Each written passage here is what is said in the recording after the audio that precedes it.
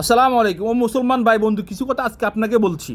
আপনি কোন দলকে সাপোর্ট করতেছেন, কোন দলের জার্সি গায়ে জড়াচ্ছেন, কোন দলের পতাকা কপালে বাঁধছেন, কিংবা নিজের পকেটের টাকা খরচা করে কার পতাকা আকাশে উড়াচ্ছেন, কাদের জন্য আপনি আপনার প্রিয় বন্ধুর সাথে সবারই সাথে মারামারি করতেছেন, তর্কে জড়াচ্ছেন, আর সেই দলটা কাকে সাপোর্ট করে, কার পিছনে ঘুরে আপনি কি জানেন?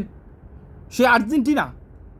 ফিলিস্তিনে যে আপনার মুসলমান প্রিয় ভাই বোনদের উপর গণহত্যা চালাচ্ছে ইসরায়েল, সেটাকে সমর্থন জানায়। সে আর্জেন্টিনা ইসরায়েলের পরম বন্ধু। এরকম ফুটবল বিশ্বকাপে অনেকগুলো ইহুদি রাষ্ট্র আছে যারা ইসরায়েলের সমর্থক। আপনি তাদের জার্সি তাদের পিছনে দৌড়াচ্ছেন, তাদের সমর্থন দিচ্ছেন। এটার হিসাব কি মৃত্যুর পরে আল্লাহ আপনার কাছে চাইবে না?